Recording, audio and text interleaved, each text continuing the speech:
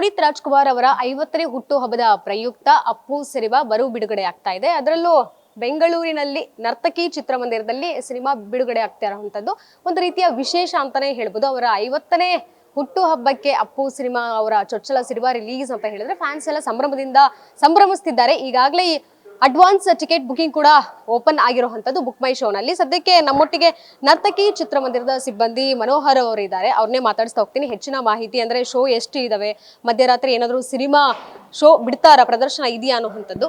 Manohar sir ನಮಸ್ತೆ. Appu sir ಅಂದ ತಕ್ಷಣ ನಿಮ್ಗೆ ಏನ್ ನೆನಪಾಗುತ್ತೆ ಸರ್? ಅಪ್ಪು ಅವರು ಒಂಥರ ಚಿತ್ರರಂಗಕ್ಕೆ ದಿಗ್ಗಜರು. ಮತ್ತು ಅವ್ರನ್ನ ನಾವು ತುಂಬ ಸಣ್ಣ ವಯಸ್ಸಿಂದನೂ ನೋಡಿದ್ದೀವಿ. ನಾವು ಇಲ್ಲಿ 40 ವರ್ಷ ಸರ್ವಿಸ್ ಮಾಡಿದ್ದೀವಿ.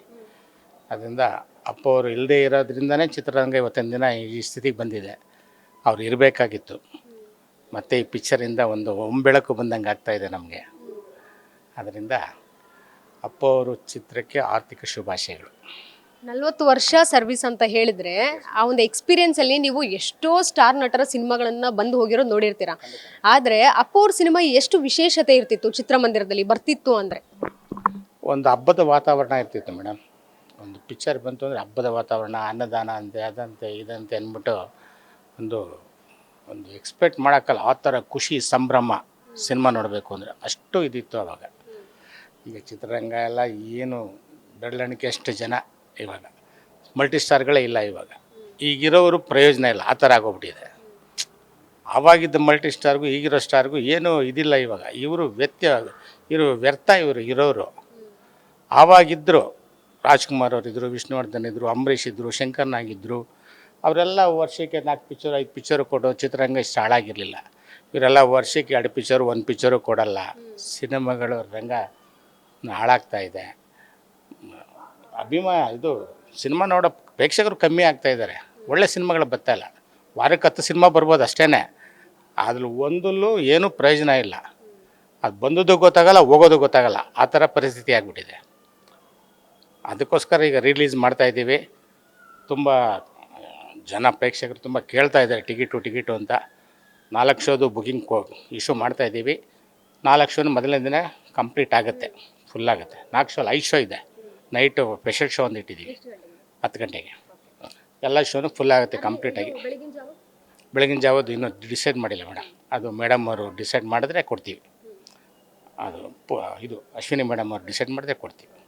ಅಂದರೆ ಬೆಂಗಳೂರಲ್ಲಿ ಎಷ್ಟೋ ಥಿಯೇಟರ್ಗಳು ಮುಚ್ಚೋಗಿವೆ, ಜೊತೆಗೆ ಈಗಲೂ ಸಹ ಒಂದಷ್ಟು ಥಿಯೇಟರ್ಗಳು ಉಳ್ಕೊಂಡಿವೆ ಇತಿಹಾಸ ಕ್ರಿಯೇಟ್ ಮಾಡಿರುವಂಥದ್ದು. ಅದರಲ್ಲಿ ನರ್ತಕಿ ಥಿಯೇಟರ್ ಕೂಡ ಒಂದು.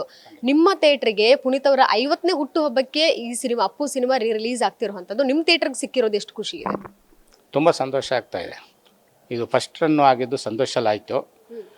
ನಾವು ಅಪ್ಪು ಅವ್ರ 2ನೇ ಪಿಕ್ಚರ್ ಅಭಿ ನಾವು ಹಾಕಿದ್ದು, ವೀರ ಕನ್ನಡಿಗ ನಾವು ಹಾಕಿದ್ದು, ನಮ್ಮ ಬಸವ ನಾವು ಹಾಕಿದ್ದು, ಎಲ್ಲ ಪಿಕ್ಚರ್ ನಾವು ಹಾಕಿದ್ದು. ಸುಮಾರು ಪಿಕ್ಚರ್ ಹಾಕಿದ್ದೀವಿ ಅಪ್ಪು ಅವ್ರದ್ದು. ಆಮೇಲೆ ಯುವರತ್ನ ನಾವು ಹಾಕಿದ್ದು, ರಾಜ್ಕುಮಾರ ನಾವು ಹಾಕಿದ್ದು. ಆಲ್ರೆಡಿ ಸುಮಾರು ಅಪ್ಪು ಅವ್ರ ಪಿಕ್ಚರ್ನ ನಾವೇ ಮಾಡಿದ್ದೀವಿ. ಮೊದಲು ಈ ಪಿಕ್ಚರ್ ಮಾತ್ರ ಸಂತೋಷಲಾಗಿತ್ತು ಫಸ್ಟು. ಸುಮಾರು ಅದ್ರ ಒಂದು 15 ವರ್ಷ ಗ್ಯಾಪ್ ಜಾಸ್ತಿ ಆಗಿರ್ಬೇಕು ಮೇಡಮ್. ಈಗ ಸೆಕೆಂಡ್ ರನ್ನಿಗೆ ನಾವು ಮಾಡ್ತಾಯಿದ್ದೀವಿ. ತುಂಬ ಸಂತೋಷ ಆಗ್ತಾಯಿದೆ.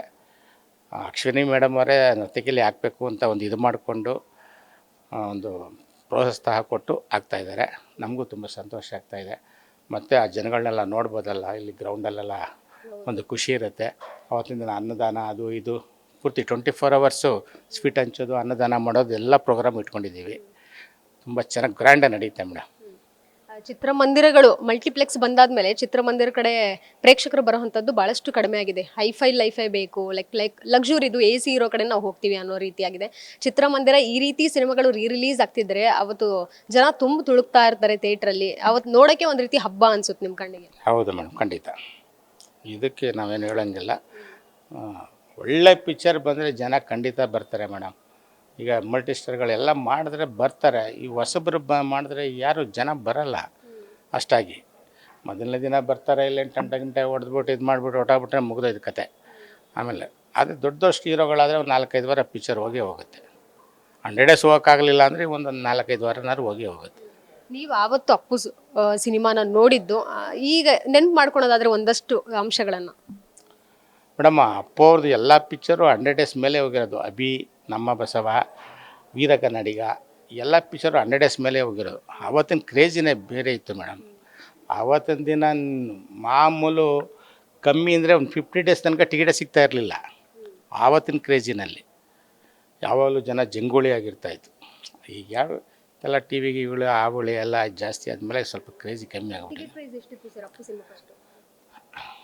ಮೇಡಮ್ ನಾನು ಕೆಲಸಕ್ಕೆ ಸೇರಿದಾಗ ₹1.5 ಇತ್ತು ಇಲ್ಲಿ. ನಾನು 78ಅಲ್ಲಿ ಕೆಲಸಕ್ಕೆ ಸೇರಿದೆ.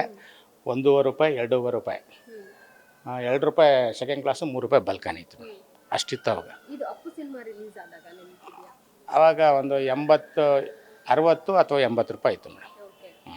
ಈಗ ಮರು ಬಿಡುಗಡೆ ಆಗ್ತಾ ಇದೆ. ಸೊ ಇದಕ್ಕೆ ಎಷ್ಟು ಪ್ರೈಸ್ ಫಿಕ್ಸ್ ಮಾಡಿದ್ದಾರೆ? ಮಾಡ್ತಾ ಇಲ್ಲ, ₹100, ₹120 ಕಮ್ಮಿನೇ ಮಾಡಿದ್ದೀವಿ. ಈಗ ಆ್ಯಕ್ಚುಲಿ 100, ₹150 ಇದೆ.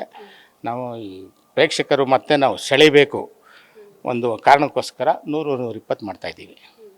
ನೋಡೋಣ, ಪ್ರೇಕ್ಷಕರು ಬರಲಿ, ಸಿನಿಮಾ ನೋಡಲಿ, ರಿಪೀಟ್ ಆಡಿಯನ್ಸ್ ಆಗಲಿ ಅನ್ನೋದೊಂದು ಕುತೂಹಲ.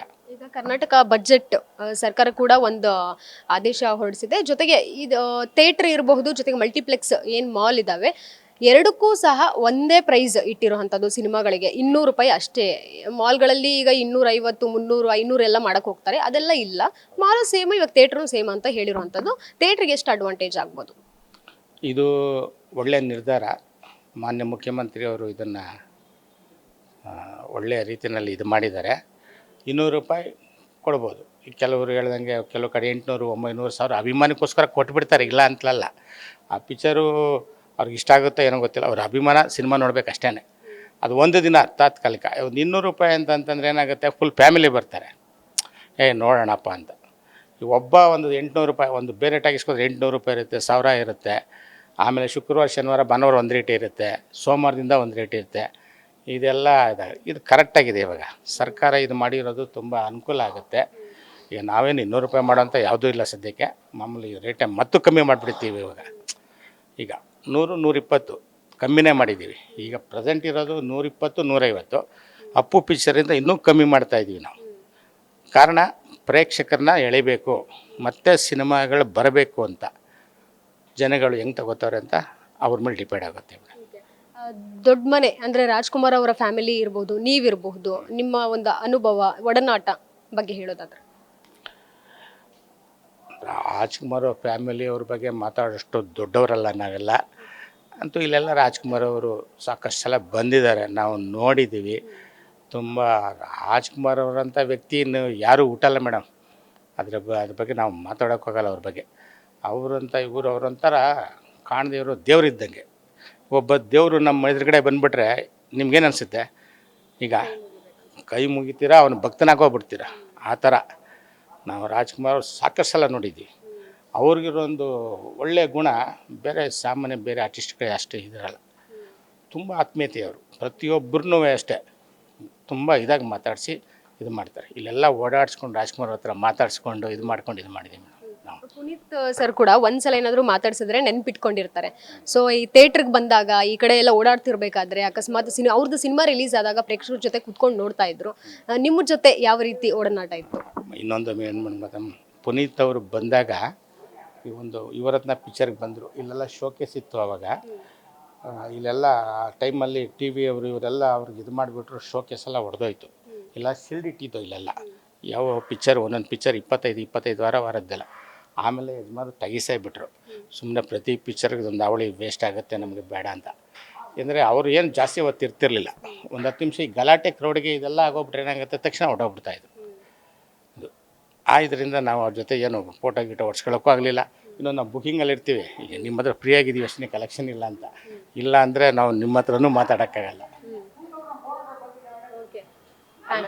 Okay, thank you sir, thank you so much. So ಇದಿಷ್ಟು ಮನೋಹರ್ ಅವರ ಮಾತಾಗಿತ್ತು. ಕ್ಯಾಮ್ರಾ ಪರ್ಸನ್ ರೂಪೇಶ್ ಜೊತೆಗೆ ಕೀರ್ತಿ ಪಾಟೀಲ್, ಗ್ಯಾಂಟಿ ನ್ಯೂಸ್, ಬೆಂಗಳೂರು.